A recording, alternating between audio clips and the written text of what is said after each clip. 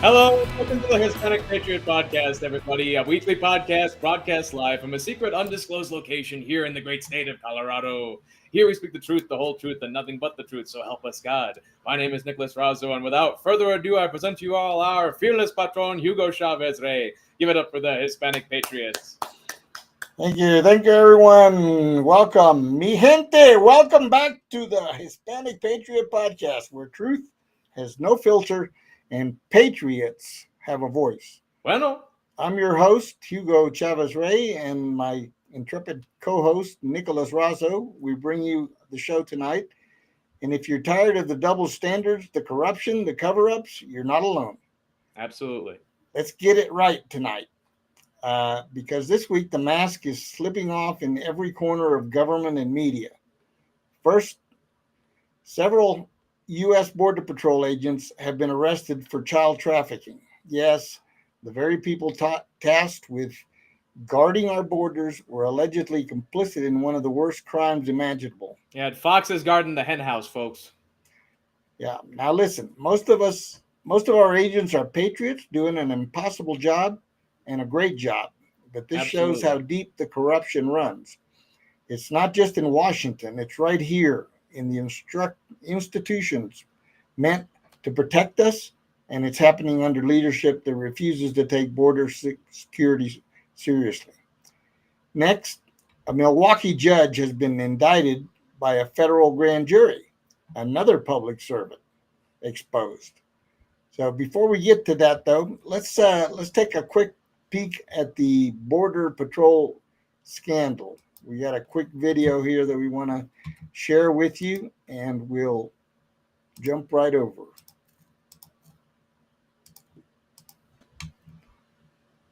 Well, we love you. Last week we were with all these families who lost loved ones at the border, and to a person, they just commend what you and Ben have done here on Real America's Voice. You guys are American heroes to them, and I just want to pass that along because we saw it all throughout the night here as we were doing the first ever American Border Hero Awards. But thank you for what you do. There's a lot going on, and I think the first thing is just a little bit ago. This happened just about an hour ago. I believe there's been an arrest of 3 border agents who were involved with the cartels in human trafficking. Tell us what you've learned. Yeah, this is the collateral damage, Amanda, John, of the Biden administration. You know, the enormous influx coming in. And the agents are tempted just for the millions and millions of dollars, how this was a profitable business. The names are Farley Salmonte, 38 years of age, Ricardo Rodriguez, 34 years of age, and Kairi Estefania Quiñones, 31 years of age. These are the agents that they are arrested with the charges of conspiracy of transportation and also conspiracy of illegal trafficking of humans into the United States of America. The most aggravating things about this, John, it is that these illegal aliens, they paid amounts and amounts of money to cross on the back of a car smuggled. These are people that they don't want to be identified, but possibly potential terrorists, possibly potential people that they are, they are violent, that they have a background of violence. We don't know about these particular illegal aliens that they were let in under these 3 agents that they were working profoundly and sadly with the organized crime, and now they were arrested. And the other thing is that this is what the Trump administration needs to deal with, the interior corruption, this mass deportation that it hasn't been, what everybody thought that it was going to be immediately effective because of the judges and because of all of this. This is the other corruption that they need to deal with also. So important. Oscar, with respect to the cartels that had operational control of the border under Joe Biden, nothing like a money problem to create infighting. And because the border is shut down, because there is less being trafficked across the border, they are certainly in dire straits when it comes to finances. But there's some infighting between these cartels, right? Is that benefiting us? No, it is not. And, one of the border cities that has been now diagnosed as the most violent and insecure city in the country. Just recently, the president of Mexico named Tijuana, Mexico, the city that we are located, the most violent city with homicides. Yesterday was a human corpse that it was found on a trash bag, and also a human head that it was found on a lighting post with both of them with cartel banners sent to the opposition cartel. It is being done because the human trafficking has been completely shut down, and the cartels have pivoted back into what they were before, that is the trafficking of synthetic drugs, that is the interior war and the interior violence. And since the Trump administration has taken over, this is a statistic that is extremely important, Amanda, 758 laboratories have been dismantled and more than 13,000 cartel distributor members have been arrested. If it wasn't for the Trump administration, imagine the violence that it would have been increased if Biden was president. There you have it, folks. Some of the worst of the worst taking place on our border. Thank God we have President Trump in the White House, because otherwise this kind of stuff would be going on a regular basis. And our people are cleaning it up, and we are thankful for that. So absolutely. And I think that guy said it all, honestly. You know, without Trump, this would all be so much worse. And we need to stop the leaks coming through, because all you need is one bad apple to let in all these bunches. And we need to stop the flow of the drugs themselves, which is the revenue stream of the cartels. So Trump's doing all the right things while Biden was eating cookies in his basement. So amazing what you can do when you do literally anything. Yep. So we hope these people, if found guilty, get the maximum penalty, because this is no joke. Next, we have a Milwaukee judge who has been indicted by a federal grand jury, another public servant exposed. Now, this judge, you've probably seen in the news, took it upon herself to try to avert a illegal alien from being arrested by ICE at her courtroom. And what she did, if you've seen in the news, is she took this person out of the courtroom and put the person into her chambers, and then allowed them to go out an exit that's not used by the public. Before that, what she did was she told the ICE agents who were in the courthouse, in the courtroom itself, that they had to go see an administrative judge for permission to come and arrest this person. But that was just a ruse for her to have time to get this person out. So how many more do we need to see before Americans wake up to the rot in our legal system? It's absolutely true. We've honestly worshipped and I love what Adam Dorito said on the show before, which is we can't worship the people who are meant to protect us, because one day they could be our worst tyrants. You know, no one is above the law, and that includes the system that enforces it. Yep. Let's take a quick peek at this clip. Mr. Sharif also expressed hope that bilateral issues between India and Pakistan will be resolved through... I believe this is India-Pakistan. Wrong one. That's okay. That's up next, folks. Oh, my God. There's probably a number of inappropriate jokes we could make out of this, but we choose not to. The mouse jumped. If it was Michigan, maybe we'd be in the right place, but...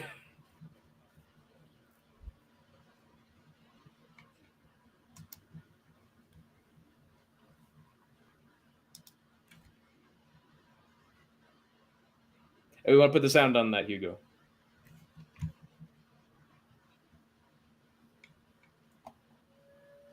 We don't have any sound?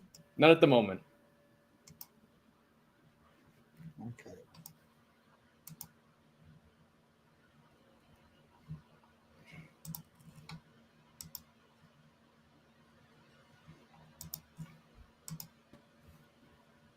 Ruiz evade arrest April 18th after being in her courtroom.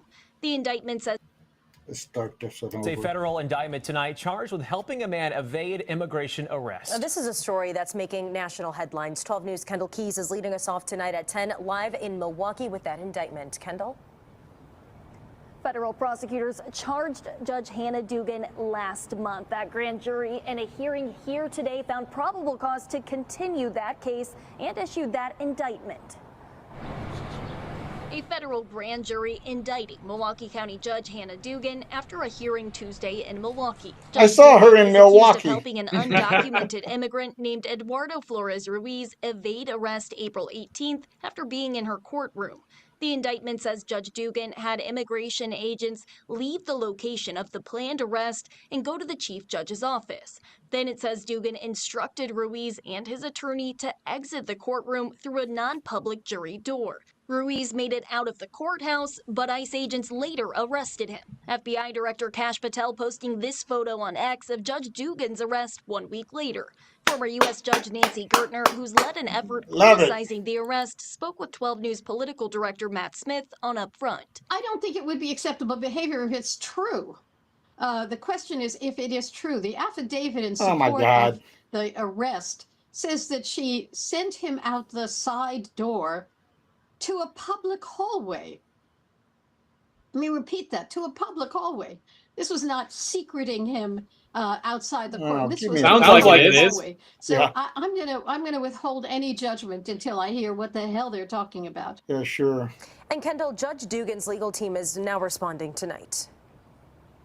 Right, in a statement to 12 News, her legal team says Judge Dugan asserts her innocence and looks forward to being vindicated in court. Now, Dugan is expected back in federal court on Thursday. She's currently not hearing any cases in Milwaukee County.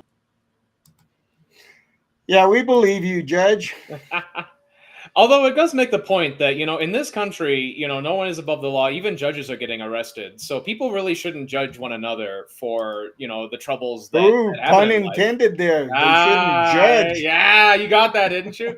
But it's really true. You're not a real American unless you've been to jail. You're not, because in this country, and the Black community and Hispanic community know a thing or two about this. Of vindication, because we have people who are part of a Democrat monoculture judging the rest of us living human beings, and they don't understand, especially conservatives, why they love their freedom.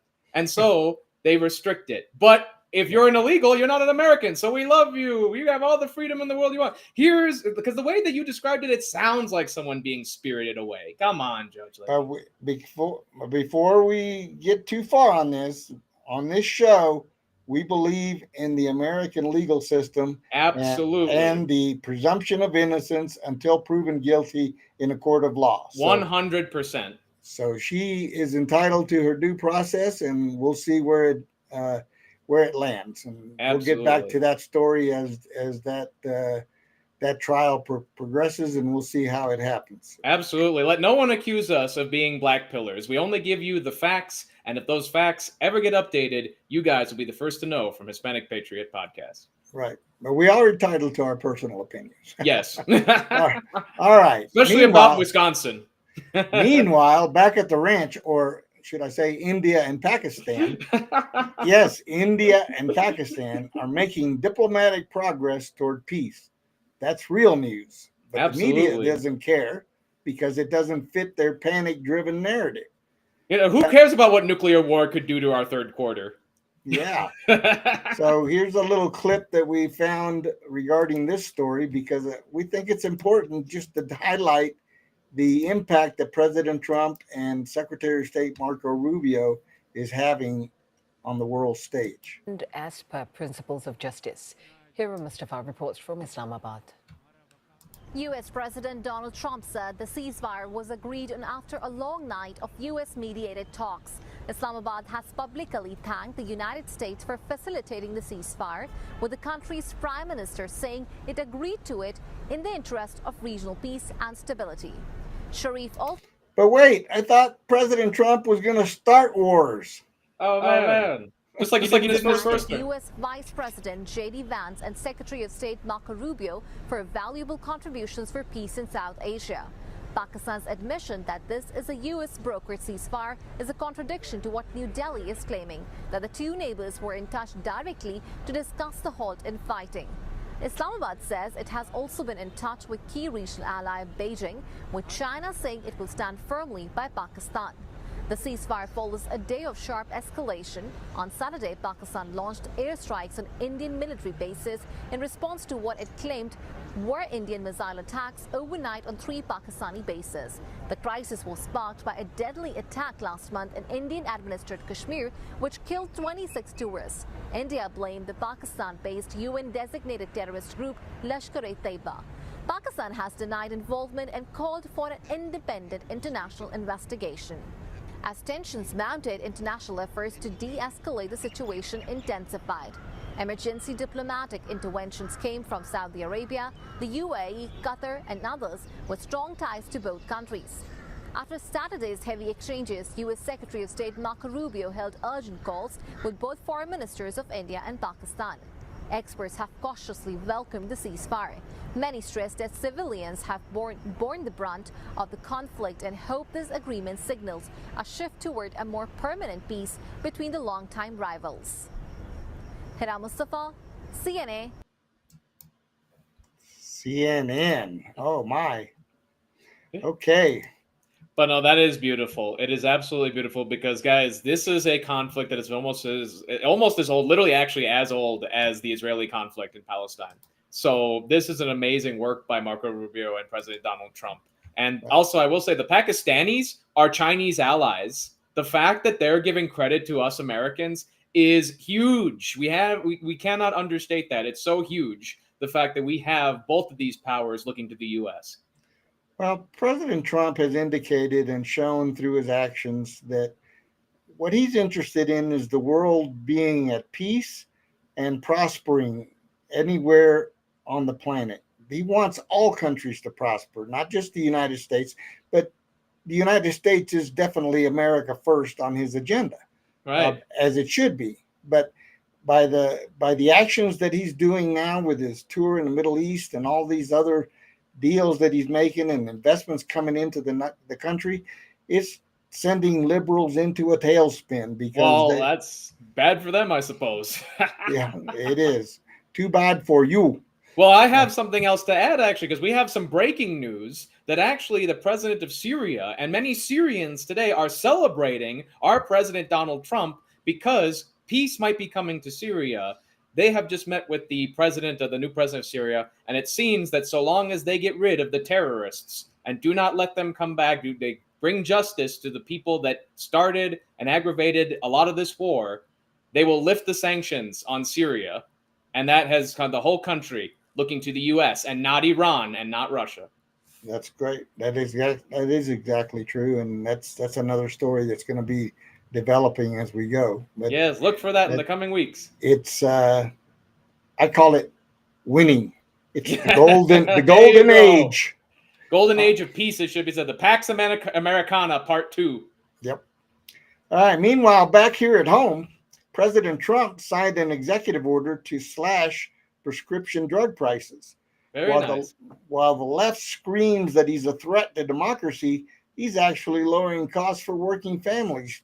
Taking on big pharma, that takes guts. It really does. So this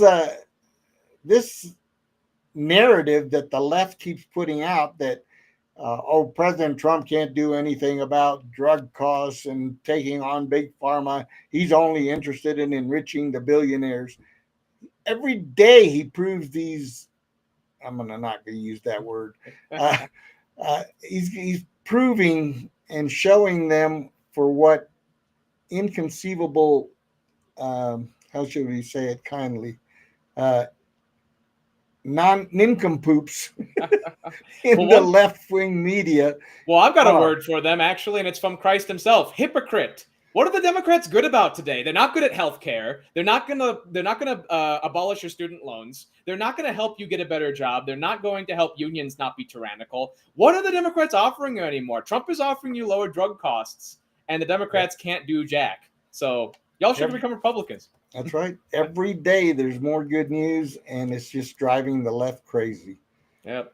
All right. On to this other story that seems to be hitting the airwaves because, of course, President Trump is taking a bribe, according to them. I heard it was a gold-plated plane. Yes. Qatar has just gifted a military aircraft to the United States.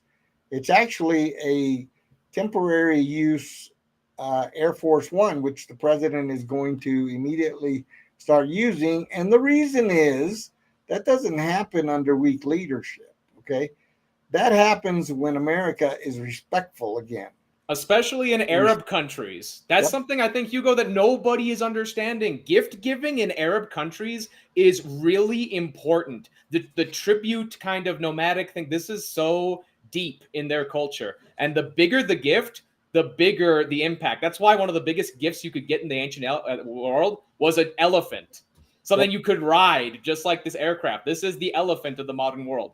And did you watch the reception that the president got in both Saudi Arabia and Qatar? He was received like a sultan. It was, it was just amazing. That shows, again, respect for America, because the president is showing that he is a man of his word, unlike what some people might claim.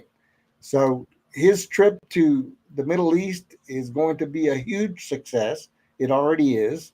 And he's bringing back hundreds of billions of investments. And the estimates are that it could go well over $1 trillion in investments to America, because the president has extended his hand, and he wants to be, he wants deals made between countries, not fighting between countries.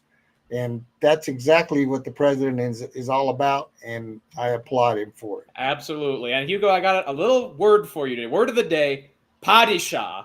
Padishah. You know what that means? Padishah. It means the king of the kings. He's a king of kings. A Shah in Iranian means king. Padishah means the master over the king. So that's how they're treating Trump. I thought the Shah had to go potty. I didn't know. Not since the revolution, you know. That'll clean out anybody, you know. But that is true. They treated him like the overmaster of countries. And that's how we have to understand these monarchical countries understand the U.S. They might be the kings in their countries, but we are like the emperors. Absolutely. Now, ready for some big news? I'm ready for big news. All right. This one's big. Trump is vowing to eliminate the income tax and replace it with a fairer, flatter system. Hallelujah. Imagine what that would mean for families and businesses, small businesses in particular, and every hardworking Hispanic trying to build a future. That's not just policy, that's freedom. It is. And if it didn't, it's driving, again, people are, on the left. Up in arms about getting more money. How dare the peasants get more money? No. They're saying, no, he can't do that. He'll never do that.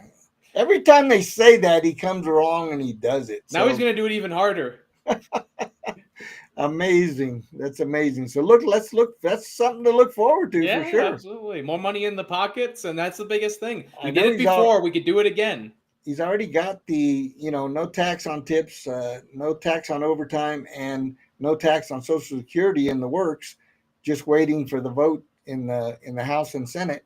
And being personally on Social Security myself, I'm looking forward to that. And my wife, who is still working, is also looking forward to that. Lower taxes. Absolutely. And that's the thing Republicans offer that Democrats never have. I mean, here you go.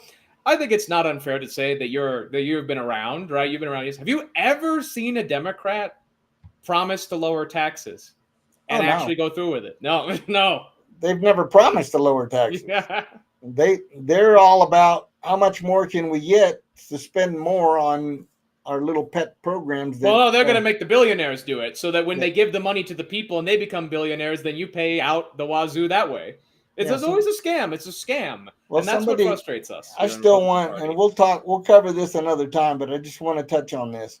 I still want to know how a broke barmaid became a U.S. representative making $174,000 a year, and in less than 6 years, she now has a net worth of $29 million. Are you talking about our favorite Puerto Rican lady? Oh, yes. AOC. We've got more about AOC later in the program, but that's just something to chew on while we go through these other topics. Now, if all what we just talked about didn't rattle the swamp enough, Judge Jeanine Pirro has just been appointed as DC's top prosecutor. The woman who's been calling out corruption for years now has the power to prosecute it. They're going to hate to deal with her. Oh my God. They're going to definitely hate to do that. Well, I mean, they brought it upon themselves, this has to be said. I mean, Yep. And then there's the story that we had. There's something else that I wanted to bring up that President Trump has done, and that is that he has signed an executive order to lower prescription drug prices from 30 to 80%. And isn't that wonderful? Here's the clip for that one.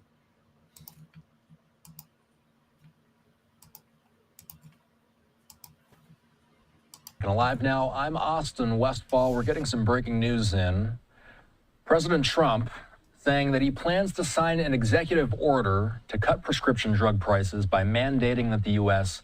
pay the same price for drugs as whichever country pays the lowest price in the world. He put a lengthy statement on Truth Social. Here's what the statement says. I believe we have the entire thing to show.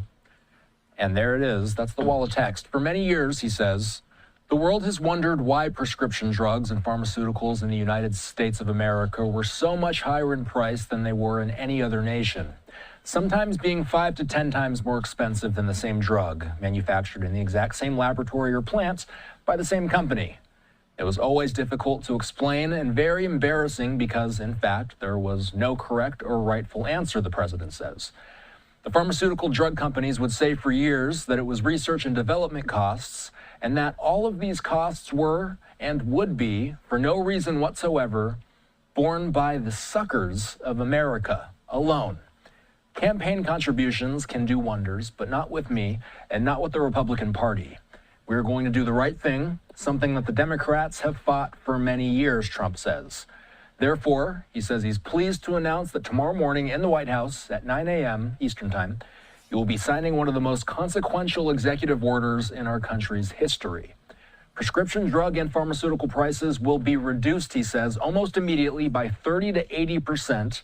They will rise throughout the world in order to equalize and, for the first time in many years, bring fairness to America. The president says he will be instituting a most favored nations policy whereby the United States will pay the same price as the nation that pays the lowest price anywhere in the world. He says the U.S. will finally be treated fairly and citizens' health care costs will be reduced by numbers never even thought of before. Additionally, on top of everything else, the United States will save trillions of dollars. Thank you for your attention to this matter, he says. Finishing up, we make a... Amen to that. And that's big news because, I'm on a few meds myself, and I personally have seen the difference in pricing between just one pharmacy and another. They could be across the street and one or across the border. Let's be that, because that's actually one of the biggest things. Well, yeah, but I'm talking about here within the United States. Even so, yeah. You have your drug prices, and on Medicare they have a schedule that they go by. Now, Medicare does reduce the cost of some of the drugs, but there's some that are still outrageous with regards to what they do and the people that need them. So I think this is a huge event, and we hope that the success comes to fruition because it's going to mean a lot, particular for seniors, but even younger folks who may be suffering from different types of diseases that need very... Oh, yeah. There's a lot of people in my generation that are on quite a bit. I'm happily med-free and been my whole life because of various ways that I was raised. But you know what? Not everybody has that benefit. Not everybody has that health. So this is going to put money into the hands of people who need it most. The people who are suffering in terms of their health. And you know what? Maybe that extra money will help them raise their quality of life and get to a point when they're healthy again. This is a capitalist solution to something that Democrats have been screaming about and doing nothing about for decades. And I love to see it. Yep. All right. And one quick before we get to our guest here, one quick memo here regarding the DNC. Oh, this is going to be my favorite here. And this is one of my favorites as well. That you have. It's a broader messenger problem that you have in the first place. And what we're trying to do is bring in some new messengers that are not only more equipped to fight in this moment, Donald Trump, and build the Democratic Party into being a true opposition party. We're also trying to make sure that we're giving voters the best. This is the vice chair of the Democratic Party, folks. He looks like it. Districts at the same time. David Hogg, vice chairman of the Democratic Community, says the party is fast-tracking efforts to remove him from his position after he called for primary challenges against underperforming Democratic incumbents, particularly older members. Hogg announced on May 12th the DNC has begun formal steps to oust him, citing a procedural issue with the February election in which he won his seat. However, he believes the move is more about his push to reform the party and hold lawmakers accountable. Hogg said, quote, "Too many leaders in the Democratic Party are asleep at the wheel," pointing to voter distrust of Democrats even amid Donald Trump's controversies. He argued other party committees and past vice chairs have endorsed primary candidates without facing similar backlash. Where heard that before? Acknowledged a procedural error. Maybe they'll replace him with Greta Thunberg. Said the Credentials Committee would handle the issue fairly. The committee voted 13-2 with 3 abstentions to challenge the results following a complaint by Kellen Free, a candidate Hogg defeated who claimed the election process was discriminatory.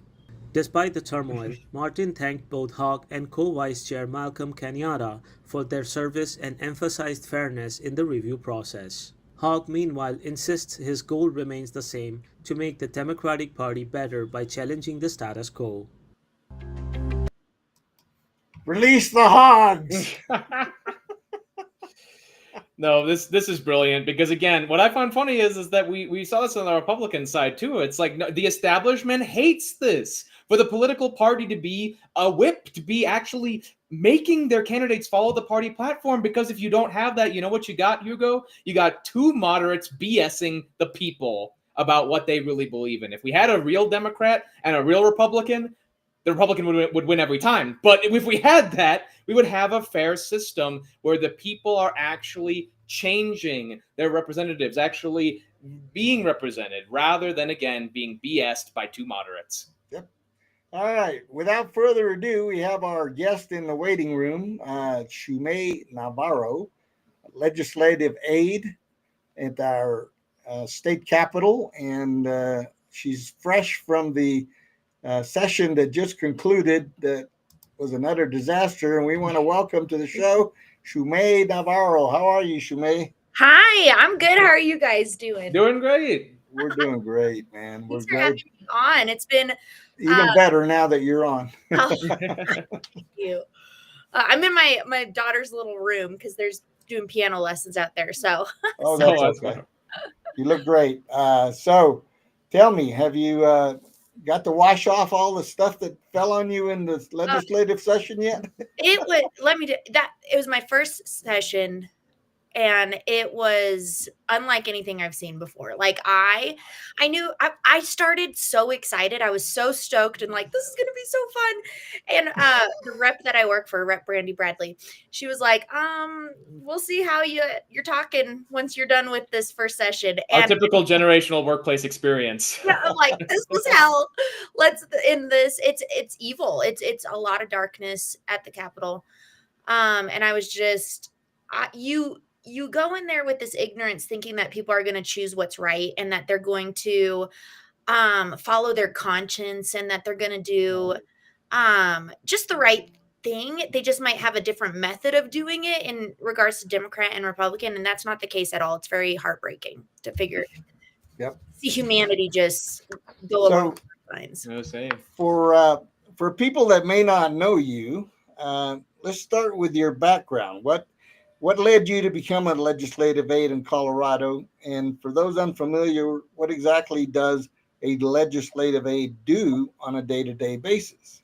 Okay, so I just got really active about 4 years ago when COVID started. The mama bear inside of me just got really involved. They were going to mask our babies, give our kids shots and all of us shots. And I'm a health freedom kind of a person. And it just awakened this thing inside of me to just fight.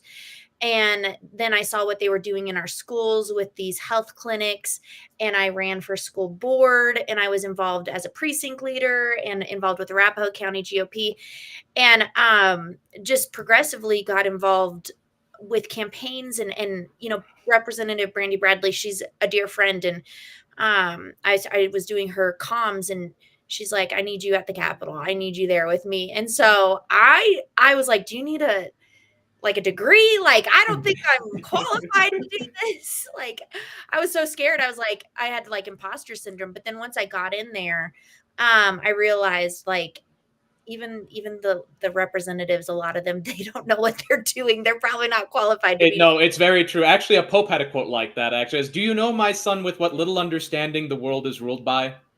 Seriously. It's very true. Yes. And I was like, wow, they're not smart. They're making laws. So my job was in charge of getting like what was happening under the gold dome out from under the gold dome. Because a lot of times, like, people, you're going on with life. You have sports, your kids are in sports, your kids are in school, just work, everything.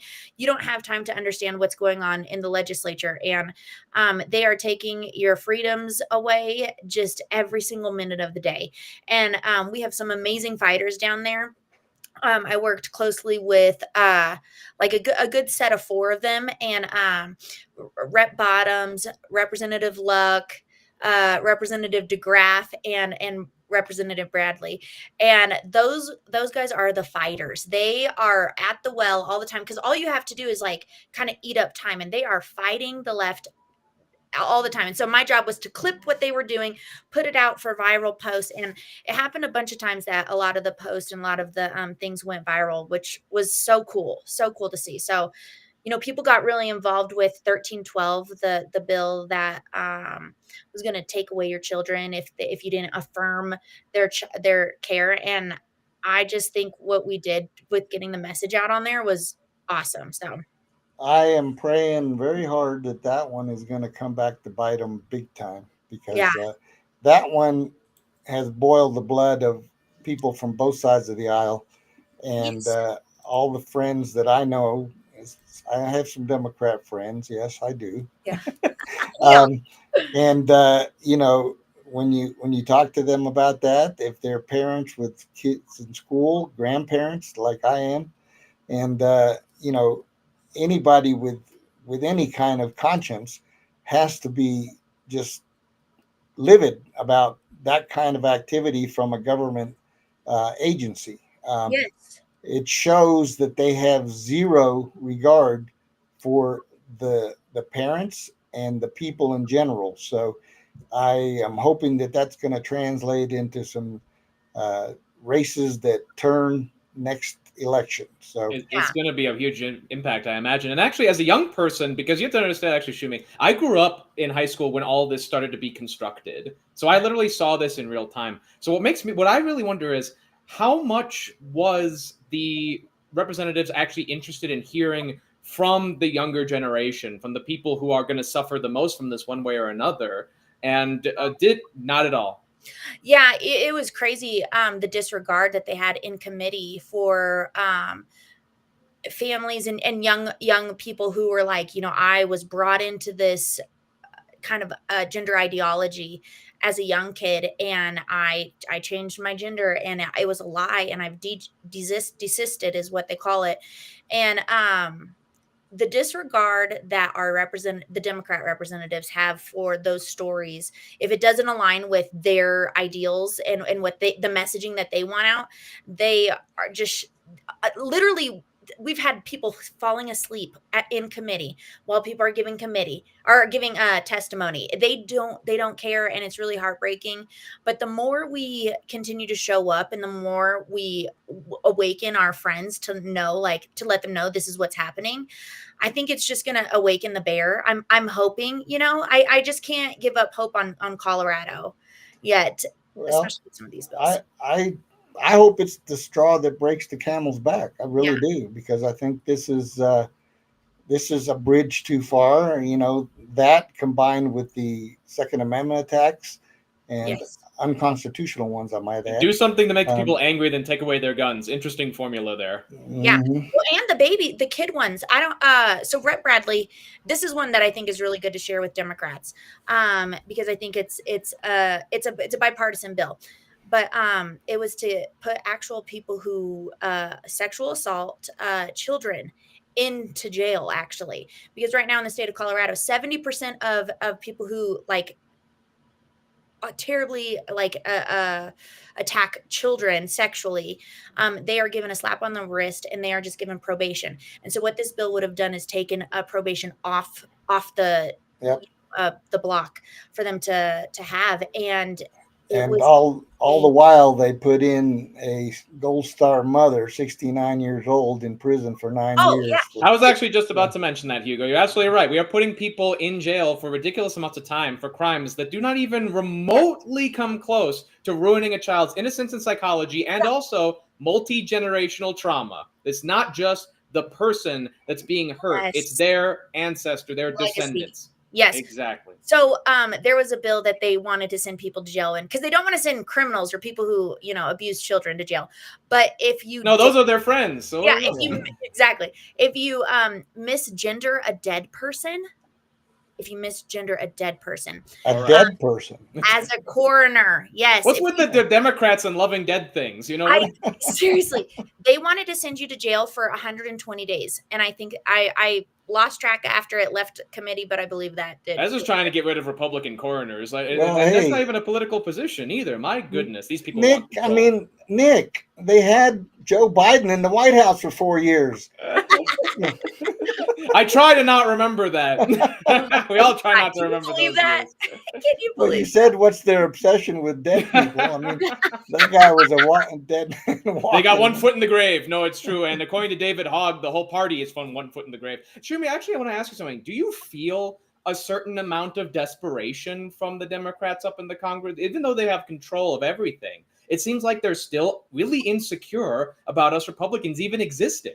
Yeah, it was funny because the group that I work with, they tend to, they'll read bills at length, and that's the last thing the Democrats want, because then they can't push their bills through, So there were deals that were made to, keep the ones quiet and all that kind of stuff. But they are very scared. They're scared of loudmouths, like the representatives that I work for.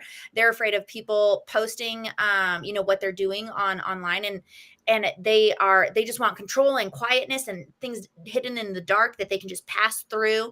And there's arguments and stuff in their ranks too. So it's really interesting to see the fighting and the disunity there. We need 10 more like Brandy. Yeah, absolutely. And we need to remind Republicans that because there's a lot of, I think self-doubt and even maybe a little bit of unfair criticism that we have on ourselves as Republicans for all of our division. But just because the Democrats are quiet about it doesn't mean that they are not probably much more divided than we are, especially among their social Democrats, Marxists, and sort of blue dog Democrats. Exactly. Did you see that generationally, based on where people came from, their origins, that these Democrats are not a monolith, that they have divisions that can be exploited? They do, and I don't know if I don't know if we're playing it as well as we could in terms of exploiting those situations. I think there is some ball that we could have played a couple of times, because at one point we killed an orbital. And there was a point where, and the Democrats were losing their mind. And if the orbitals they're attached to the long bill, which is the budget, and this created such chaos.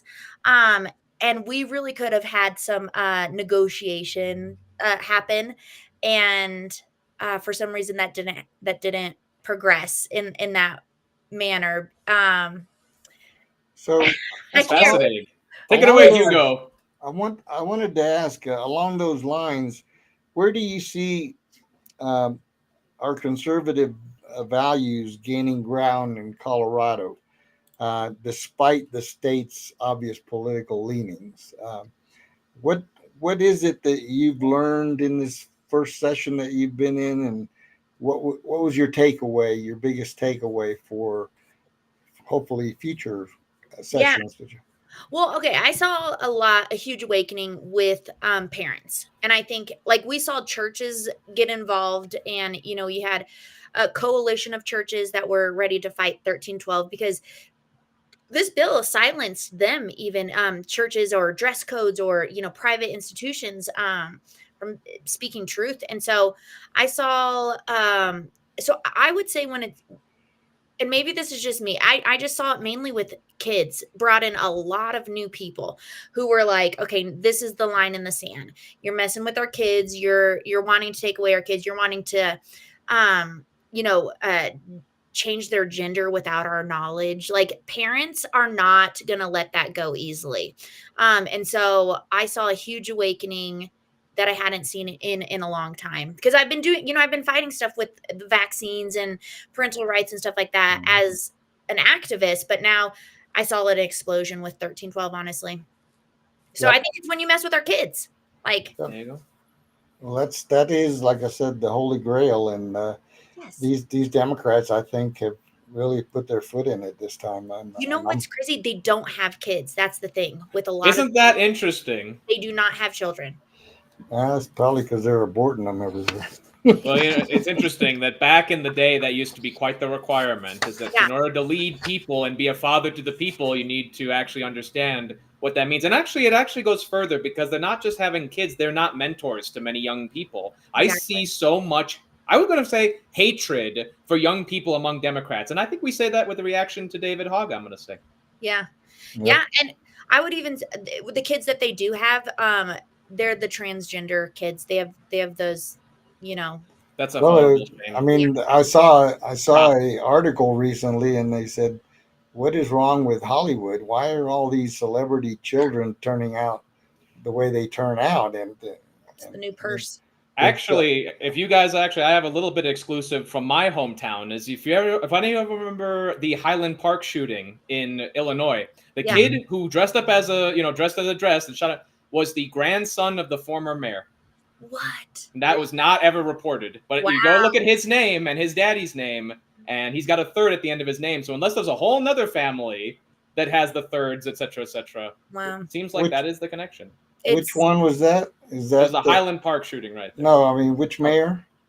That was the mayor of the town of Highland Park. Oh, Highland. Okay, not they Chicago. Shot up his own town effectively. Yeah.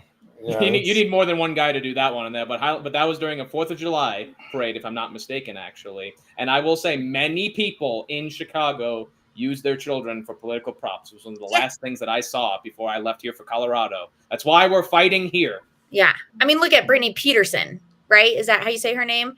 Pedersen. Yeah. Even worse. Awful. You shouldn't be doing that with your children. No, it doesn't. Just because it's your last name doesn't mean just keep your hands off the kids, Ben. Yeah. But it's true. The kids are too far. It's too far. You don't mess with people's kids or their food either. Yeah. So to answer your question, Hugo, I definitely think the parents, because that's Democrats, it's a uniting kind of a thought process for just the moderate Democrats. I have friends too, my mother-in-law and other family members, that they were shocked with a lot of these bills and it regarding children. So speak about it. Tell your friends. So how can, in your view, how can everyday voters, especially Hispanic families, have a bigger voice at the Capitol? And what role do legislative aides play in helping constituents be heard? Do you see increasing civic engagement among Hispanic Coloradans, or is there more work to do? I think, okay. The white liberal woman is like, there are tons of those women giving public comment. It's facts. It's like, and so if I know we're busy, I know we're working, I know we're raising families. I know there's like a blind spot with doing with being present, but like, I mean, it's the people's house. You can come in, you can come view. There's a gallery to watch the whole thing. It's a beautiful building. The most, this is going to sound terrible, but the most Hispanics that I saw like interacting there were taking quinceañera pictures. That's beautiful though. I love it. I was like, taking pictures. But like, we do need to get engaged. They do need to hear our voices, because a lot of time the Democrats are speaking for Hispanics and they're speaking for minorities, and they're saying, and they're not often Hispanics or minorities themselves, it could be said. Yes. And so when we go in there and we fight against what they're saying, and we talk about family, and we talk about heritage, and we talk about like tradition and all that kind of stuff, I think that's where we kind of tear down their arguments. And it's really easy to give public comment. I have a class that I teach. I think it's the most empowering thing to go in there and let them know this is what's happening. And you can do it from the comforts of your own home. You can do it exactly like this, like a Zoom situation. And, you know, the legislators, especially on our side, they're excited to meet people. They want to meet you.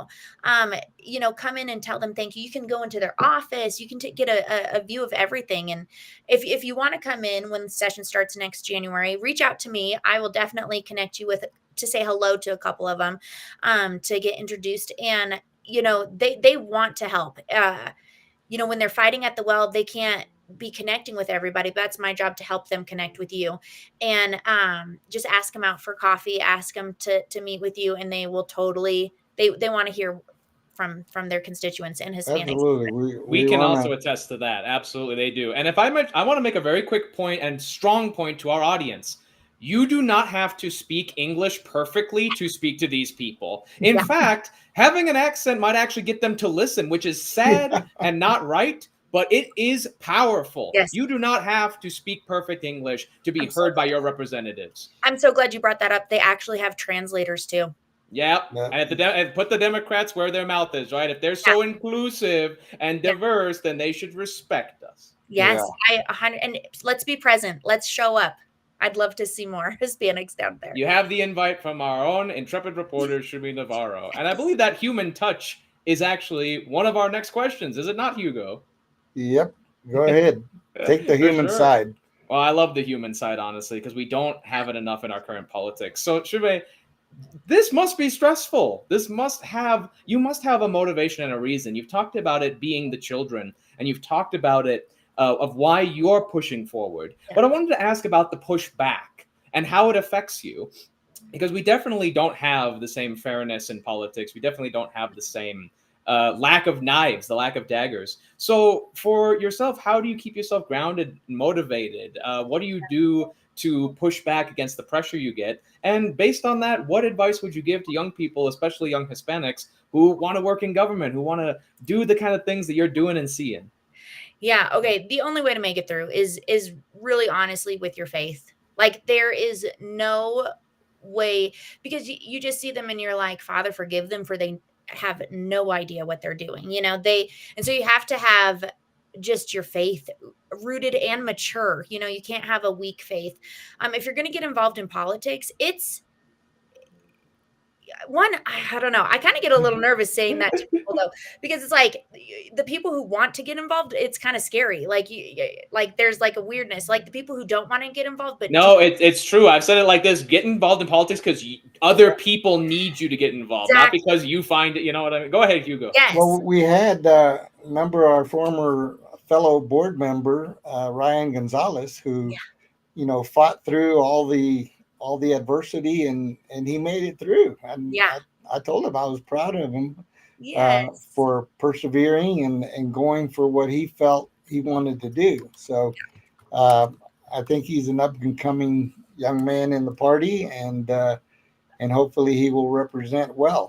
Yes, from Greeley. Yeah, he's doing great. He's a freshman, and he had a couple good bills with like eggs and like the repealing the bag tax. But of course they killed it. He had a lot of support from the libertarians, which was awesome.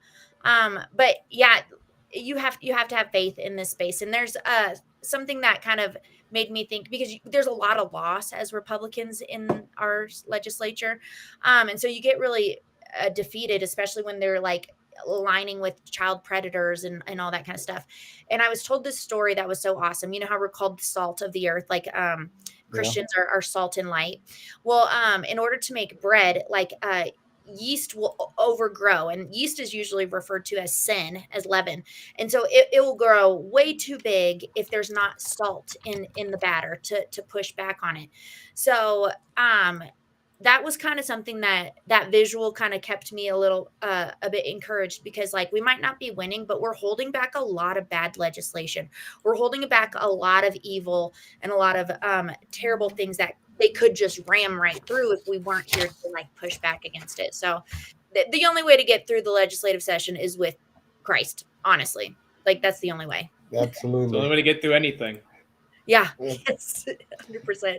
All right, so we're up against the clock, so let's conclude here with some final thoughts. If there's one thing that you could change about how politics operates in Colorado, what would it be, and how can people support the work of conservative lawmakers and their teams at the Capitol? And then you can add any message that you'd like to share with our listeners who care deeply about their families, their faith, and their freedom. Okay, so if there was one thing that we could change, how I would love it for conservatives in Colorado to care about what's happening locally, because that's actually what's affecting us the most on the day to day. People think, voting for Trump, like, yes, that's awesome for the federal races and stuff, but like these House districts are so meaningful to how Colorado like needs to exist and how important we need to flip seats. So, we have an election coming up, and if you're not in a red district, which a lot of us aren't, there's only 22 in the state of Colorado out of 63, maybe connect with the party or other fighters and let's connect and start coalitions to really turn over seats. It's awful when you're in the minority. It is awful. And so like, that's one thing I would totally change people's hearts on thinking like it's not important. People think Brandy goes all the way to DC. They're like, oh, how's Washington? It's like, she's literally not quite. Yep. Yeah. So just the ignorance with it, we have our own swamp in Denver. Yeah, so it's really right here. So that would be my biggest thing that I would love to see change in Colorado politics. And if that's with closed primaries or all that kind of stuff, like, yes, like however we can get more seats, I'm totally in favor of that. And I forgot the last part of the. So when are you going to run? This has killed any desire. But that makes a good point that the supporting role is almost more necessary in the state. Yeah. Everybody who wants to run for office needs people like Shumi. So guys, be a Shumi. Yeah. Be someone who supports the cause. Yeah. So I kind of picture it like she's David and I'm Jonathan, like how she has like or Aaron, That's great. In the background helping, and I would much rather have that role. So we need our Samwise Ganges. Yeah. All right. Well, we want to thank you for joining us today. For having me. I love you guys. Pulling back the curtain on the legislative process. Now, to our listeners out there, you don't need to be an elected official to make a difference, and today's conversation proves that. So until next time, stay informed, stay engaged, and stay patriotic. Yes. We'll have you again back, within a few weeks or whatever to keep us updated, because there's rumors out there about a special session that may be brewing. Lord, please. But no. I hope not too. But we will definitely have you on, and you are our official intrepid reporter from the Capitol. I love that. I'm here to serve. Fantastic. Absolutely. Well, our audience appreciates and loves you too, ma'am. So thank you for being on. Everyone. Thank you for coming on the show, and we'll see you next time. See you later. Take care, ma'am. And that was our intrepid reporter, Shume Navarro, everybody. Shume. I got I was getting it wrong and right intermittently. But unlike a broken clock, we're talking about the Democrats. There you go. That's right. Twice a day. We are right as many times as you help us to be. So I want to close out. I want to close out on a segue. This is a good segue to this next and final topic, and that is about our state agencies issuing big pay raises to executives despite our budget concerns. Has caused many small businesses in Colorado to go under. The latest unemployment numbers show more than 15,000 Coloradans filed for unemployment last week. But a CBS 4 investigation has found even as the pandemic was leaving the state budget in tatters, some state agencies handed out pay raises to executives already making six-figure salaries. CBS 4 investigator Brian Moss dug into those state records, found those curiously timed raises. Brian now joins us from the Capitol. Karen, some of those state pay raises were in the double-digit percentage range. And what we also found is that many of them were implemented well after there were lots of warning signs that the pandemic was going to do serious damage to the state budget. It's late February and the stock market is crashing. The pandemic caused one new low after another in early March. Then on March 16th, the state legislature's budget forecast came out warning of a significant downside risk. A near-term contraction is certain, could lead to a prolonged and severe pullback in economic activity. The risk of recession is elevated. That forecast for the state economy could not have been much gloomier. But the very next month, we found that instead of cutting salaries, some state agencies continued to hand out pay raises, some of those raises in the double-digit range. At the state's energy office on April 1st, 2 weeks after that dire forecast, the director of utility policy was given a promotion and an $8,000 a year pay increase, from $100,000 a year to $108,000. The director of the energy office. And I might add, in the meantime, our first responders were receiving meager 1% raises, 2% raises, but the hotshots, the big time execs, of course, they needed double-digit and 30 to 40% increases in their pay. So I want to stop sharing this because this is boiling my blood. It's gonna make us angry. And all of you in the private sector who get your 50-cent and dollar raises a year, you know how bad all this is. This is disgusting. Our labor practices are disgusting, and they took the money before they knew they were going to get less. Well, you know what? Pope Leo said it best: you suffer with your people. You don't make them suffer more. And in Denver, it's happening in the Denver government as well.